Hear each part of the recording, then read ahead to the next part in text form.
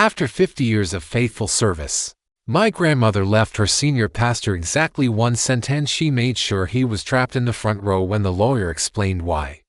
We all want to believe our community would care for us in our darkest hour, but she realized too late that to these men, she wasn't a person, she was a paycheck. What was hidden in the final bequest that made the entire room erupt in cheers while the pastors sat paralyzed in their own shame. By the end of this video, you will understand how a dying woman used a single penny to dismantle a 50-year lie in front of everyone who ever trusted it. She left her church 1 cent. The rest went somewhere. They hated. The lawyer paused before reading the next line. The room was already packed beyond what that conference room was built to hold. The family crammed into every available inch, standing shoulder to shoulder along the walls, sitting to a chair along the edges, and right up front, closest to the table, sat 2 men in dark suits who had spent the better part of the last hour watching each bequest grow larger than the last, leaning in just slightly every time the lawyer turned a page, fully convinced that their moment was still coming. The lawyer looked down at the paper. Then he said it. Bequest to the assistant pastor 1 cent. I want you to picture that room going completely still. Bequest to the senior pastor 1 cent. Bequest to the church 1 cent. The 2 men at the front of the room looked like someone had reached into their chests and turned off a switch. And every single one of the rest of us, her children, her grandchildren, her brothers and sisters, we all held our breath in unison, because we knew my grandmother, and we knew, without a single doubt, that she was not finished. But to understand what just happened in that room, I need to take you back to the beginning. This story, as it was originally shared, is told entirely from one person's perspective, mine. But what my grandmother did, she built over decades. Long before any of us understood what she was building toward. My grandmother spent nearly 50 years giving everything she had to her church. Not in a quiet, passive, show up on Sunday kind of way. In a wake up before dawn and cook breakfast for 60 teenagers kind of way. She worked in the nursery every Sunday morning without fail. She organized youth retreats and choir tours. She taught Bible study, ran mission fundraisers, and tithed every single week. And when there was a special offering, she gave more. Always more. But here is the thing about her that no one who met her ever forgot. She had this extraordinary, almost inexplicable gift of making every single person she encountered feel like the most important person in the room. Not in a performed way. Not in the way that people with an agenda are warm to get something. Genuinely, deeply warm in the way that only comes from someone who actually believes the person in front of them matters. I saw it firsthand. More times than I can count. I remember once, at a youth prayer breakfast she had organized entirely on her own. She spent over 2 hours on her feet in the church kitchen cooking the whole meal herself. Dozens of teenagers. A massive spread, hot and on time. And when it was over, she stood up and led the entire room in applause, not for herself. For the 16-year-old who had helped plan the event. She clapped like that kid had just done something historic, beaming at him like she genuinely believed it. He probably stood a little taller the rest of that day. Honestly, she probably meant every bit of it. I remember another time a youth retreat at a rural church camp, late one evening. One of the assistant pastors, the one I'm going to call Pastor Dale, had forgotten a box of materials critical to the next morning's program. He pulled my grandmother aside and quietly asked her to drive back to the city that night to retrieve them. She did. She drove through most of the night, retrieved the materials, and had them back before the morning session started. His boss, the senior pastor, the one I'll call Pastor Roy, never found out that Pastor Dale had dropped the ball. My grandmother never told him, and Pastor Dale never once thanked her. I was young when it happened, but it bothered me so much that I asked her about it directly on the drive home. She just smiled and said she didn't mind at all. Her reward, she told me quietly, would be that those materials would help children find something worth believing in. That was who she was. That was the person these 2 men were about to underestimate in the most permanent way imaginable. And then, at 73 years old, a car accident broke her back so severely that she would never walk again. For the last 10 years of her life, she was homebound, her body failing a little more every day, while her mind stayed completely, almost aggressively sharp. She reached out to her church constantly during those years, invited members to visit her at home, wrote to the leadership, called the office. Every single one of those attempts was declined or simply ignored. Not one minister, not one deacon, not one of the women she had cooked beside for nearly 5 decades. Nobody came, nobody called, nobody sent so much as a handwritten note. To the institution she had spent half a century serving. She had simply ceased to exist.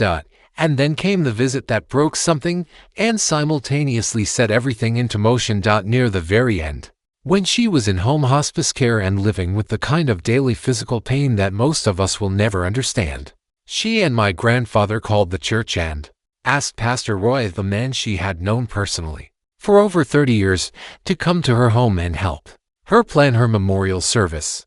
Pastor Roy was too busy. Pastor Dale came a few days later, and what he came to talk about was not her funeral.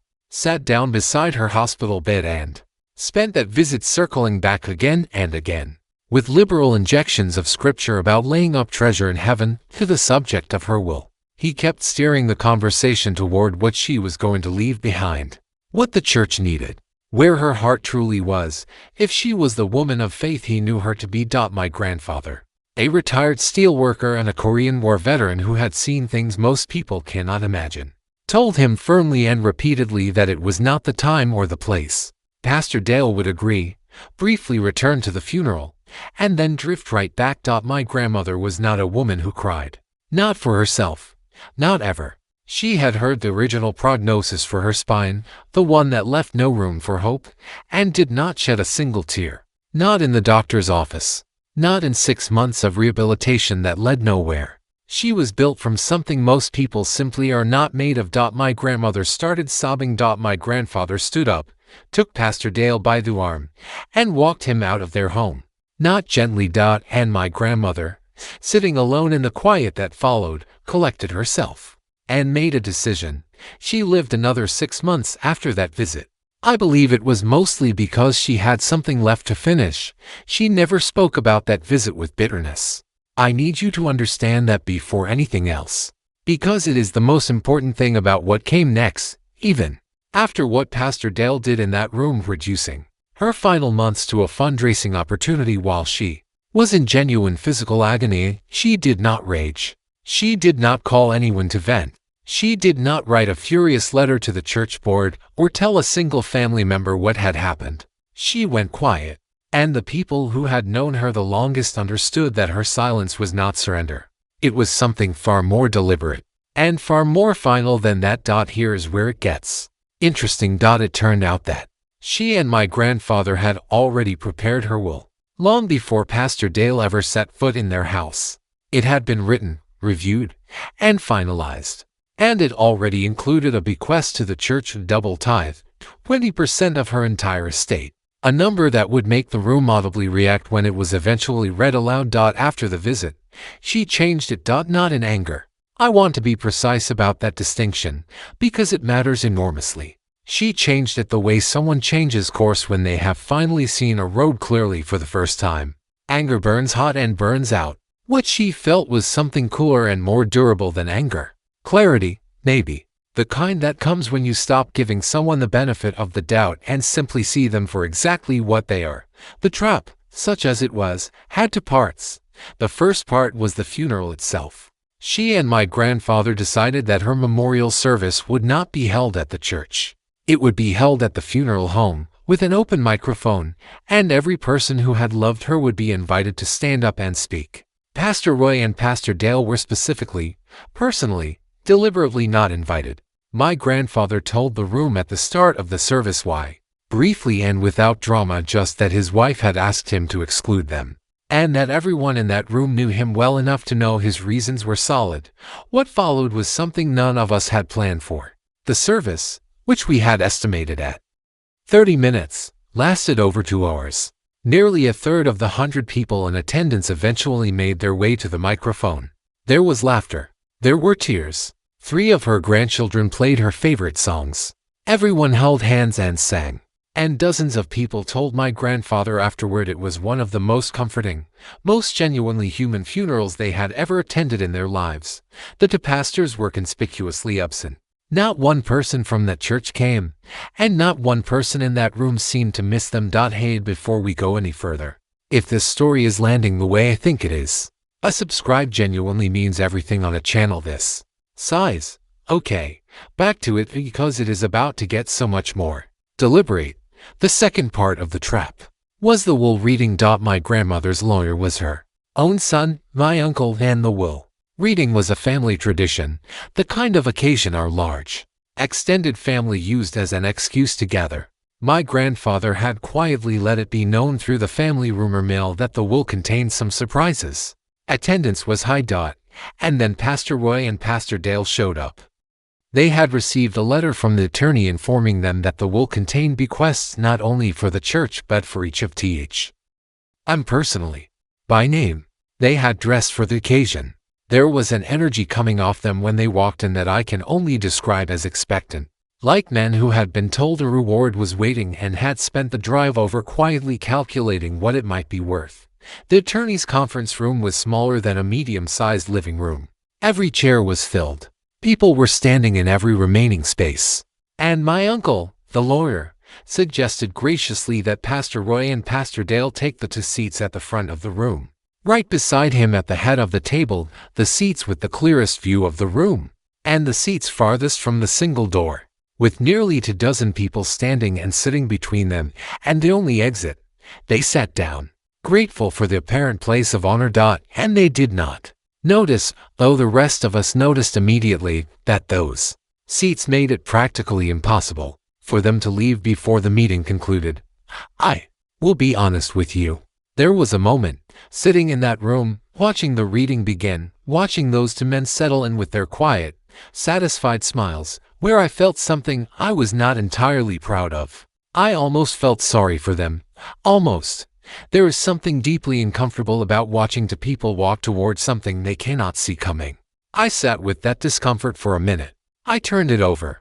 And then I thought about her sobbing in that hospice room, while Pastor Dale quoted scripture at her about where her treasure was. The discomfort went away. The reading proceeded in order of ascending value of sentimental items first, then modest amounts for the grandchildren, then more for the children and siblings, then genuinely generous sums for several local nonprofits. And with every bequest, you could physically feel the two men at the front of the room growing more certain. The numbers kept climbing. They were next on the list. It was only getting better. Pastor Dale leaned slightly forward in his chair.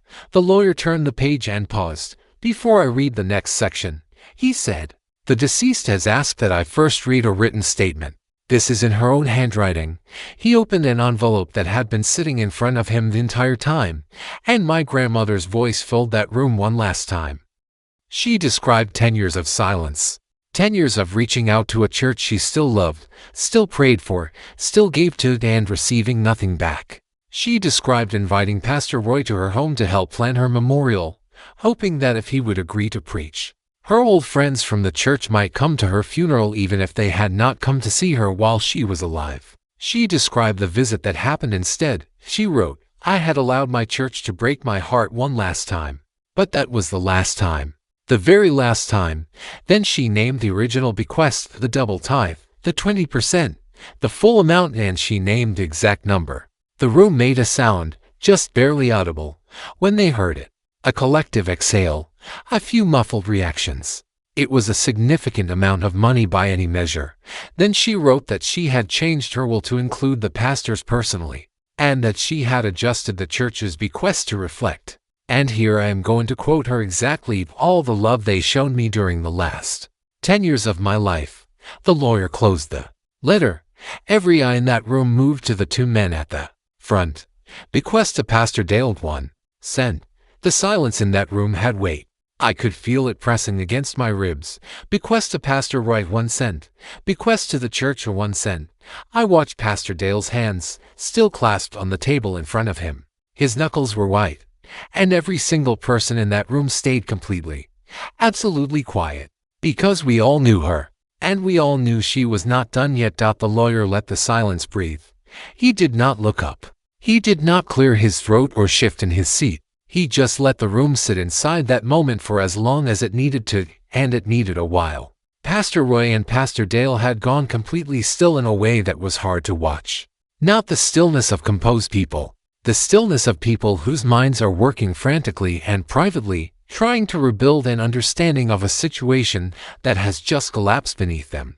Pastor Dale's eyes were fixed on a point somewhere past the edge of the table. Pastor Roy had his hands folded in his lap like a man in church, which, at this point, was almost too much. Most of us were watching them. I am not sure they were aware of that. Then the lawyer said, "There is one final bequest in the will."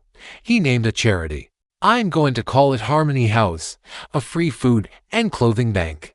Pre-cooked meal delivery for homebound seniors. Legal aid services. Assistance programs for children in the foster care system. All of it operated by a large black congregation. Located just a few miles from the church my grandmother had given 50 years of her life to. Most of the people in that room, including me, had no idea what Harmony House was, but Pastor Roy and Pastor Dale knew. I have tried many times to accurately describe the expressions on their faces in the moment that name was read aloud. The closest I can get is this: it was the face of someone who has just understood, all at once, that they have been seen, completely and accurately seen, by someone they had spent years looking through. It started as confusion. Then it moved into something that looked like dread. And underneath all of it, beneath the shock and the frozen stillness and the white knuckles, it looked genuinely like shame. Here is what we learned after the meeting ended, pieced together from my grandfather and the older family members who had been around long enough to carry the history. Years earlier, my grandmother's church had maintained a formal partnership with Harmony House, financial, organizational, meaningful. And then, with a bitterness that went well beyond any theological disagreement, that relationship had been cut off entirely. There had been a lawsuit. There had been language used in private that never needed to be stated directly to be understood by anyone who had grown up in the Deep South with functioning eyes and ears. Everyone knew what it was. Everyone called it something else. My grandmother and grandfather had seriously considered leaving the church over it. They had stayed, reasoning that it was better to remain and try to push the needle from the inside to be, as she always said, a mission field right in their own congregation. 4 years afterward, she would say that phrase to us: "My church is my mission field." We all nodded. We thought we understood what she meant. We did not understand the full depth of what she meant until that afternoon, because quietly, without a word to anyone, without making it a statement or a performance, she and my grandfather had been sending a portion of their own personal tithe directly to Harmony House every single month. 4 years. The whole time. Not as a protest. Not as a grand gesture. Just because they believed the work those people were doing was worth supporting. And they were the kind of people who put their money where their beliefs actually lived. And now, in front of everyone who had ever meant anything to her, in front of the two men who had turned her final months into a financial negotiation, she was doing it one last time, at a scale none of us had anticipated. The lawyer said, "The amount is..." And he read the number. It was the same number she had named in her letter. The full 20%. The double tithe. Every single cent of what would have gone to the church, redirected to the organization the church had abandoned, sued, and quietly despised for reasons that had nothing to do with theology and everything to do with something uglier and older. Can you imagine? The room released. Some people laughed, not cruelly, just that involuntary exhale of something that has been held too long and finally gets to move. Some people were quietly in tears. A few people were doing both at the same time. I was somewhere between all of it, and I still cannot entirely tell you which one landed hardest. And the two men at the front of the room, the ones who had dressed for this occasion, who had driven here with a number already forming in their heads, who had sat in those front row seats for nearly and are watching the generosity climb, they sat there in a silence that was entirely different from the silence of the rest of us. They did not argue. They did not protest. They did not say a single word. They just sat there, completely exposed, in a room full of people who now understood exactly what kind of men they were. Not from anything my grandfather said, not from anything any of us said, from what she had arranged for everyone to see in her own handwriting, on her own terms, at the exact moment of her own choosing. My grandfather never addressed them directly. Not that day. Not ever. As far as I know. He did not need to. He had done his part months earlier, when he walked Pastor Dale out the door of their home with one hand on his arm. My grandmother had done the rest herself, in an envelope, in a sealed letter, read aloud in a room where every person who had ever loved her was present, and the two men who had not were sitting close enough to touch. I have thought about her a great deal in the years since that afternoon, about what it must have taken to sit with that kind of pain, the pain of giving everything to a community for half a century and discovering, at the very end, that the community had been running a ledger the whole time, that you were valuable when you were useful, and invisible the moment you stopped being either. Most people, in her position, would have either collapsed under that or exploded outward in a way that would have felt satisfying for about 10 seconds and accomplished precisely nothing. She did neither.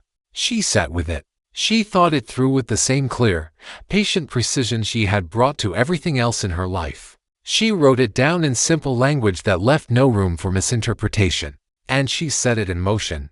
This is the part I still think about. She was not performing for the room. She was not trying to humiliate anyone for the sake of it. She was doing the exact same thing she had done her entire life, of pointing clearly and quietly at what was true, and letting it stand on its own without any help from drama or theatrics or rage. She spent 50 years making other people feel seen. And in the end, she made sure the two men who had looked straight through her understood precisely what they had failed to see, 1 cent at a time.